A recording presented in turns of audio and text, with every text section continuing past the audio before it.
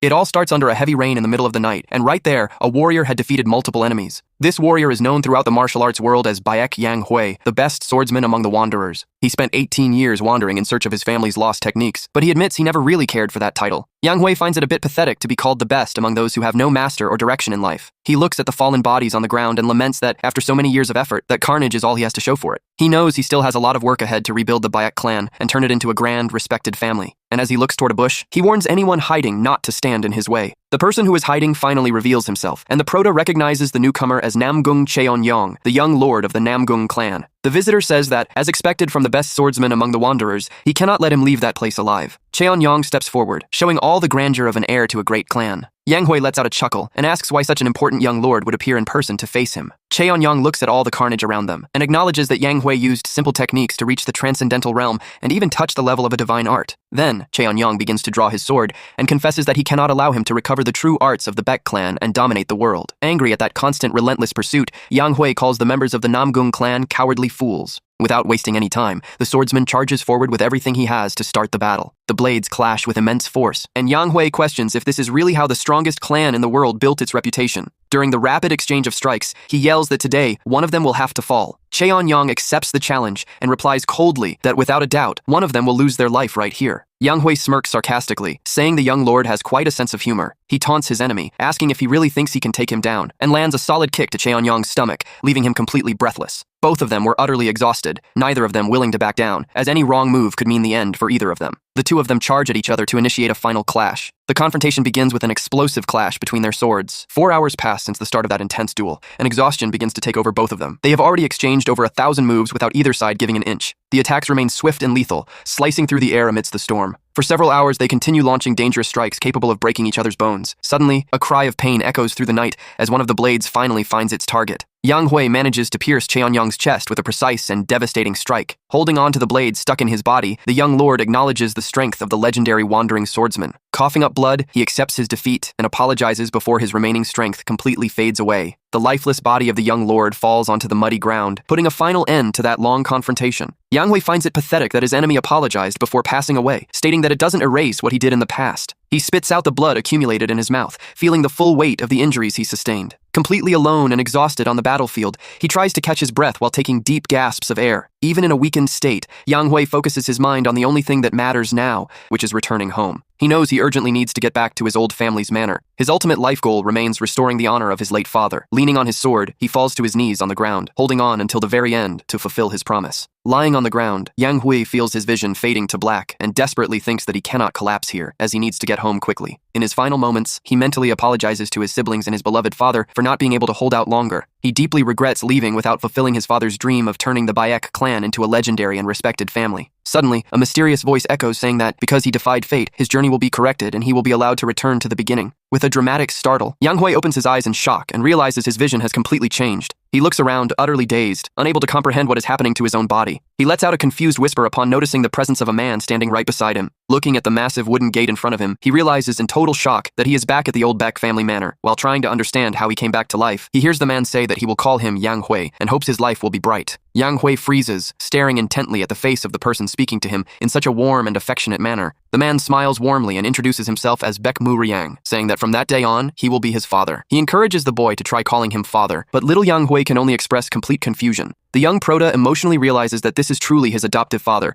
on the exact day he welcomed him into the family. He wonders if this is just a dream or a sequence of memories before passing away, but his father's gentle voice assures him that everything is real. His father places his hands on the boy's shoulders and gently asks him to open his eyes and look forward. He presents the Baek Manor as the boy's new home, where several people await him with welcoming smiles. A beautiful woman approaches, asking if her husband is truly going to adopt the child, and Yang Hui recognizes her as his mother in her youth. A boy with folded arms questions if that is his new older brother, making Yang Hui identify his brother Hyun-so. A little girl cheerfully celebrates the arrival of another brother, and he notices that even his youngest sister, Yeon-yeon, has become a child again. Faced with that entire family scene, Yang Hui finally understands that somehow, unbelievably, he has traveled back to the past. The wind blows gently through the bamboo leaves in the garden, bringing a sense of peace and a fresh start. The The mysterious divine message confirms that the cycle of destiny has changed and that he should move forward as he sees fit. Yang Hui lets out a deep sigh as he realizes the magnitude of the opportunity he just received from fate. He looks at his father's warm smile and decides he will not waste this new chance to rewrite his story. Looking at his mother and siblings, he clenches his fists with determination and vows that this time he will protect all of these people. He promises himself that he will use everything he knows to turn the Bayak Manor into the most powerful clan in the entire world. He affectionately looks at his mother in her youth, as well as his younger siblings who are still in their childhood. He also contemplates his healthy father alongside the loyal general manager Han, all alive and well right before his eyes. Yang Hui smiles as he confirms that he has truly returned in time to when he was only 8 years old. He clenches his fists tightly, knowing that this is his big chance to change the tragic fate of everyone he loves. Using martial arts and knowledge of the future, he plans to raise the reputation of the Baek family to the top of the world. However, the peaceful moment is broken when a strange noise coming from the gate catches everyone's attention. The sound of heavy footsteps rapidly approaches the main entrance, indicating that someone is arriving. Suddenly, the gate of the manor is completely destroyed by a violent impact, startling the family. Yang Hui's father steps in front of everyone protectively and angrily demands to know who dared to invade their place. Several armed men emerge from the dust cloud caused by the destruction of the property's entrance. A warrior with an intimidating posture steps heavily onto the ground and mockingly asks if this is the Baek Manor. The intruder introduces himself as Gu Ak from the Red Bridge sect, stating that he came to collect a debt of blood from the master of the manor. Upon spotting the man with the huge axe, Yang Hui immediately recognizes him as Gu Ak, the feared blood axe. Gu Ak shouts in the middle of the courtyard that he came to settle scores with Baek Murim, making fun of his reputation as a righteous man. He accuses Yang Hui's father of destroying the Black Silk faction that very day and tells him not to play innocent. Confused by the accusations, Murim asks what that criminal means by an alleged debt of blood. He argues that the faction was involved in human trafficking and illegal trade, and that taking them down was simply a necessary act of justice. Gu Ak fires back furiously, explaining that the faction was under his sex protection and that attacking them was the same as insulting him directly. His henchmen smirk mockingly and demand generous financial compensation to make up for the losses.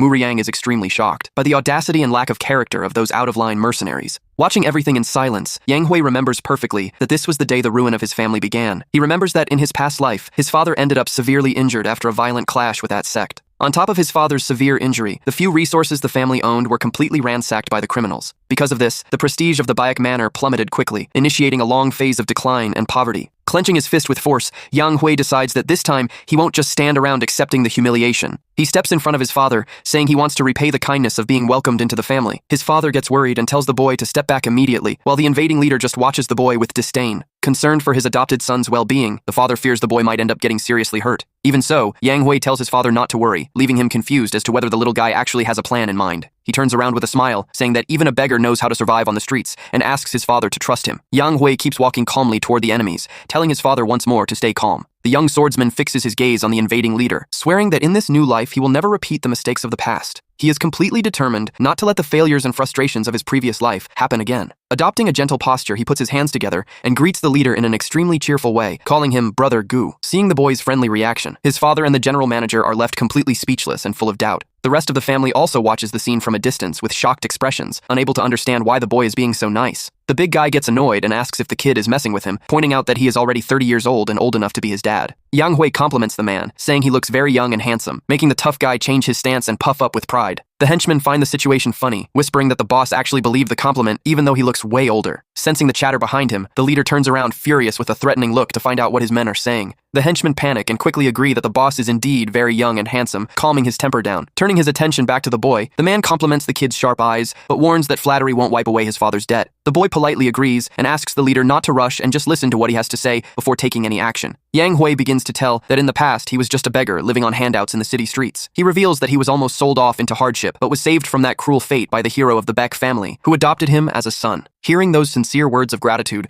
leaves his father deeply moved, with tears in his eyes. The invading leader grows thoughtful upon discovering that the rival faction was indeed involved in cruel acts against young children. Even while agreeing that the faction was wicked, the man insists that only his sect had the right to punish them since they were under his banner. Yang Hui's father counters by saying it was impossible to ignore criminals who mistreated children, starting another heated argument. Annoyed by the general manager's intrusion into the conversation, the big guy grabs him by the collar and asks if he wants to end up hurt right then and there. The manager begs for his life, while the boy's father desperately tries to intervene to prevent a tragedy in the courtyard. Showing no fear at all of the tense situation, Yang Hui approaches the criminal leader with a remarkably calm expression. With a mysterious smile on his face, the boy suggests they make a friendly deal to resolve that situation. He proposes trading extremely valuable information in exchange for forgiving that alleged blood debt of the Baek family. The man finds the boy's audacity funny, commenting that the kid has been brave and cheerful since the beginning of their encounter. He lets go of the manager and challenges the boy to speak up, promising to call him Big Brother if the information is actually useful to them. Little Yang Hui's expression suddenly turns very serious and focused before he begins to speak. The leader steps closer and threatens the boy in an intimidating tone, warning that he won't tolerate lies or foolish jokes.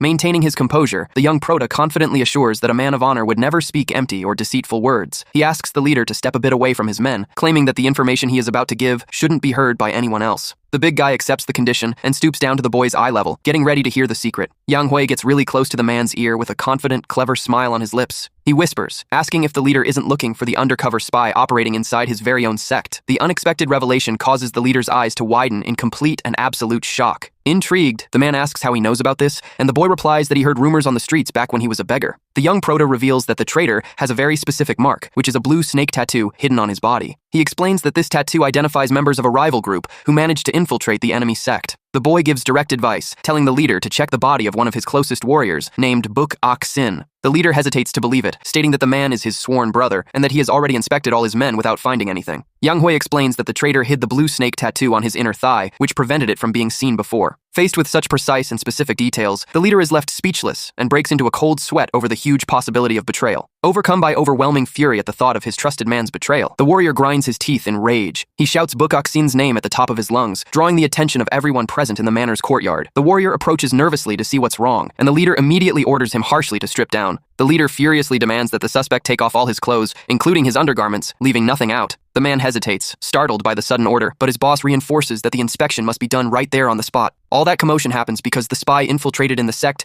was none other than the leader's own sworn brother. Running out of patience, the big guy shouts with all his power, telling the traitor to strip down to his underwear. The accused finds himself completely cornered and tense, realizing there is no way to escape that situation anymore. He tries to laugh awkwardly and begs not to be put through such embarrassment in front of all his comrades. The leader stomps his foot hard on the ground, stating that those with a clear conscience have nothing to fear or hide. He shouts again, demanding the man take off his clothes right away, promising he will be the only one looking to spare him the embarrassment. The other members of the group advise their colleague to obey before things get even worse for him. Realizing his secret has been completely exposed, the traitor grinds his teeth in anger and makes a drastic decision. He loses control and charges forward, pushing the guards aside and shouting for everyone to get out of his way once and for all. Seeing that violent reaction, the leader confirms the betrayal and furiously orders them to capture the spy immediately. The spy runs desperately through the courtyard, thinking he needs to escape from there as fast as possible to save his life. Sweat drips down the traitor's face as he tries to find an exit to flee from that deadly fury. However, the leader moves like lightning and catches up to him instantly, grabbing his shoulder with crushing force. The tough guy grins in a terrifying way and warns the traitor that he has zero chance of escaping him. Mercilessly, he begins to beat the traitor right then and there, while the Beck family simply watches all that violence from afar. After the chaos finally comes to an end, the sun shines gently over the Bayak family property. The traitor ends up tied up and covered in bruises, completely dazed after the severe beating he took from his boss. The leader admits defeat and thanks them for the help in capturing the spy, promising to forget the old blood debt. Yang Hui finds amusement in the decisive attitude of the warrior, who takes the opportunity to apologize for all the previous disrespect. However, the boy interrupts him and says they still have a financial matter to resolve. With a clever and friendly smile on his face, little Yang Hui gets ready to explain his claim. He points his finger and says that the favor rendered indeed cleared his family's honor and settled the misunderstanding. But he questions how the group intends to pay for the damage to the gate and the manor sign that were destroyed. On the courtyard floor, the broken pieces of the sign carrying the Beck family name show the destruction caused by the invasion. The boy continues complaining non-stop, saying the manor was left unprotected and vulnerable to robberies and invasions from other factions. Running out of patience for the boy's nagging, the leader hands over a pouch filled with gold coins so they can repair all the damage. Impressed, the father comments to the manager that his adopted boy has proved to be extremely smart and mature for his age. Proud of his move, Yang Hui smiles, knowing full well that his past life experience in the martial world was worth it. The group finally leaves, and the boy silently celebrates the success of his plan to drive the enemies away. The warriors withdraw from the manor peacefully, leaving the family in complete safety. The boy feels extremely happy, realizing he managed to sever all dangerous ties with that violent gang. He celebrates the fact that his father didn't get hurt and realizes he truly managed to alter the course of the future. He clenches his fist with strong determination, focused on changing the destiny of his new life. The boy swears to himself that he will correct every tragedy and suffering he endured in his previous incarnation. His father runs to hug him and thanks his son for resolving that major crisis without anyone getting hurt. The general manager also laughs out loud and celebrates that, besides saving the manor, they even earned a good sum of money. Yang Hui gives an awkward laugh while the rest of the family approaches to celebrate the boy's victory. Thus, at 8 years old, little Beck Yang Hui brilliantly proves his worth to everyone in the clan. After saving everyone from that threat, no one opposes formally accepting him as an official member of the Bayek family anymore. However, not everyone seems happy with the sudden success of the new house member. His younger brother watches him from afar with crossed arms and a rather pouting, jealous expression. The next day, the manor's normal training routine resumes under the morning sunlight. Yang Hui begins the day exercising intensely in the main courtyard, focused on strengthening his young body. He trains in front of wooden targets, preparing himself to refine his combat techniques. The boy throws swift punches and kicks into the air, demonstrating impressive agility for a child his age. Sweat trickles down his face as he pushes himself to the limit, breathing heavily from physical fatigue. He does push-ups on the stone floor, giving no rest to his developing muscles. Yang Hui finishes his sequence with an agile backflip, showing he is determined to regain his past strength. Performing a perfect flip in midair, the boy prepares to finish his acrobatic move with mastery. He lands perfectly on his feet on the courtyard stone ground, maintaining his balance without any difficulty. He looks at his own hands and celebrates in surprise, realizing that his new physical condition is simply amazing. The boy feels his body light as a feather and notices no signs of chi deviation, which will greatly facilitate his martial progress. In his past life, he had his meridians permanently damaged while trying to train alone,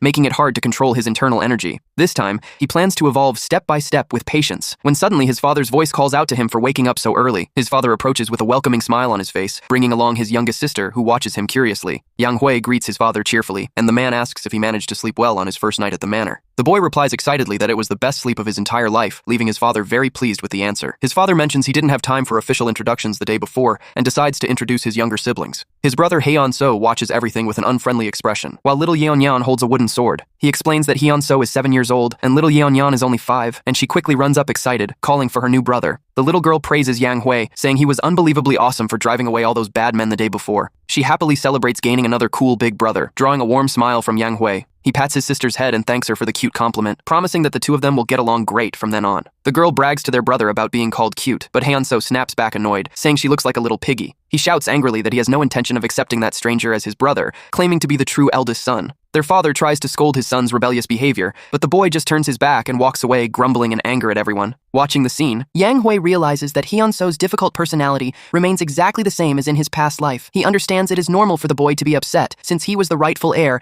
and now has to compete with a rival for their father's attention. In his previous life, young Yang Hui always gave in to everything to please his biological brother, thinking that was the role of a good adopted brother. However, he reflects that the parents' lack of a firm hand and discipline ended up creating severe consequences for Heon-so's future. With no boundaries in childhood, his brother ended up becoming a person of twisted character who gave in to vices when he grew up. However, with the chance to start over from scratch, Yang Hui decides that things will be very different from now on. He resolves to correct that arrogant attitude and demands respect, but his brother yells back, saying he is the one and only firstborn there. Their father loses his patience and shouts Heon-so's name to calm the situation down, but Yang Hui places a hand on his arm to stop him. The boy calmly asks his father to wait and not fight with his younger brother during such a tense moment. He argues that Heon-so needs time to get used to the sudden change of having a new family member. Yang Hui knows that scolding him will only make the boy feel even more resentment and anger toward him day by day. He says that living together daily will help build friendly bonds naturally and promises to do his best to get along with him. His father is deeply touched by such maturity from the boy, unaware that Yang Hui is planning a very firm chat alone with him later. He praises his adopted son's mature stance, wishing Heon-so were at least half as well behaved as his brother. From afar, the younger brother bites his lips in rage upon hearing the exaggerated praise their father directs at his rival. Yang Hui realizes that his father's unfair comparison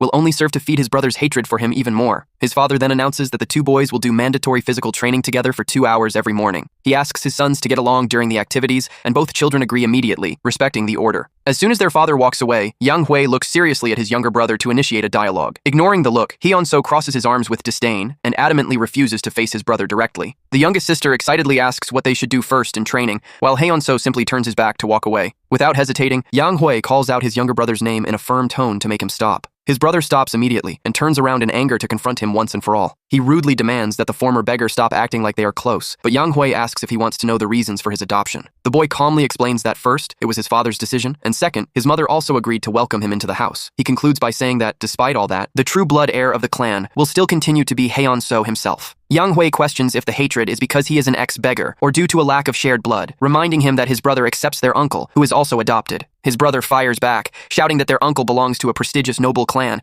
making him totally different from a simple street beggar like him. Faced with the younger boy's childish prejudice, the young prota just stares at him with a serious, analytical gaze. Embarrassed by that intimidating silence, Heon-so steps back a bit, grumbling that his brother only knows how to talk about his old life. The boy sighs, disappointed by his brother's arrogance, determined to fix that character flaw before it brings ruin to the clan. He recalls the reckless actions his brother took in the past, wasting his life on reckless living and bad company. Yang Hui remembers that, in his past life, Heon-so took over the leadership of the clan, ignored all advice, and ruined the family chasing only pleasure. Looking at the throw-a-fit brother in front of him, he swears to himself that he will never allow the same family tragedy to repeat itself. Suddenly, heavy running footsteps echo through the training courtyard, catching the immediate attention of all the children there. Startled by the fast approach, Heon-so steps back, shouting for him to stay away, but Yang Hui knows stubborn kids need a lesson. The boy's eyes widen in terror as he realizes his older brother has no intention of stopping his charge. Without hesitation, Yang Hui lands a clean, direct hit to disarm his brother and teach him to have a little more respect. He shakes his fist, satisfied with the result, while Heon-so falls whimpering to the ground under the startled gaze of their little sister. Yang Hui says he indeed was a beggar, but emphasizes that at least he obtained his own food, unlike his little brother. He questions if Heon-so has ever earned his own living, or if he could survive on his own outside that gate. The young prota angrily warns the younger boy never to look down on beggars again,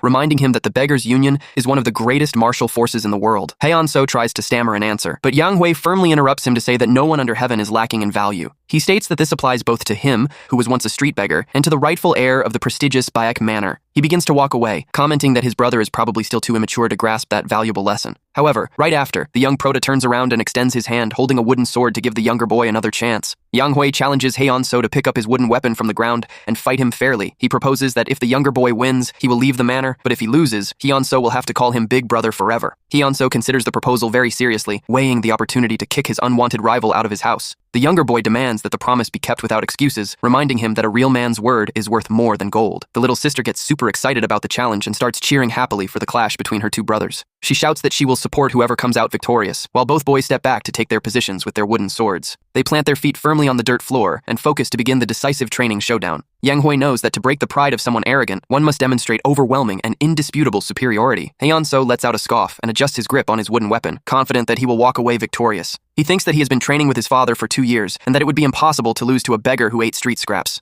With determination in his eyes, little Heon-so shouts that he accepts the duel and prepares to land the first blow. He decides to be generous and offers the first 3 moves to his rival, who ironically thanks him for the major advantage. Yang Hui spins his wooden sword skillfully and warns with a smile that, in that case, he won't hold back in the fight. With his eyes shining intensely, the young swordsman fixes his gaze on his opponent to begin the practical lesson. In the blink of an eye, Yang Hui vanishes from his starting position in the courtyard, leaving only a veil of dust behind. He suddenly appears right beside his startled brother, whispering a playful greeting to throw his opponent off balance. Heon-so panics upon realizing his brother's absurd speed, noting that he will lose quickly if he doesn't react soon. Desperate, the boy tries to unleash an attack with all his strength, but his strike is easily blocked by Yang Hui's weapon. The younger boy is left completely incredulous, seeing that his strongest attack was defended effortlessly by his rival. Taking advantage of the opening in the defense, Yang Hui lands a precise blow on Heon-so's head with his wooden sword. Heon-so falls to the ground in pain, and Yang Hui mocks him for attacking even after promising to give the first moves as an advantage. The older brother shows a mischievous smile, reminding him that they still have plenty of time to continue that honest chat. Whimpering in pain and anger, Heon-so rubs his head and angrily shouts, asking where all that strength and speed came from. He calls him a coward for attacking by surprise, but Yang Hui replies with a smile that excuses like, that wouldn't save anyone in a real battle. The younger boy feels a shiver of terror run down his spine as he meets the relentless gaze of his opponent. Giving no time for rest, Yang Hui initiates a swift sequence of wooden strikes under the excited gaze of their little sister. Little Yeonyeon watches everything jumping for joy, ready to announce the big winner of that contest. She cheers enthusiastically for Yang Hui, while the younger brother lies completely knocked out and defeated on the ground. Yang Hui shows a victorious smile, satisfied to have finally established the necessary hierarchy between the brothers. He acknowledges that, despite his arrogance, the little heir fought bravely and didn't let go of his sword until the very last second. He makes a mental promise to his father that he will guide his brother down the right path, telling the sore boy to get up from the ground. Heon-so jumps up startled, coming face to face with his brother, who warns him in an intimidating way that he is still right there. The young prota advises him not to show weakness in the face of pain, and praises the younger boy's persistence in keeping his guard firm until the end. With teary eyes and cheeks flushed with embarrassment, Heon-so only lets out a bitter, humble grumble. Yang Hui demands a respectful response, and Heon-so finally gives in, calling him big brother in a completely submissive manner. Pleased with the answer, the older brother promises to take him to a fun place as a reward, leaving their little sister super hyped. After the fight, Yang Hui puts away his wooden sword, successfully concluding that morning's training. He smiles and invites little Yeonyeon to join them, promising to show the outside world to his siblings.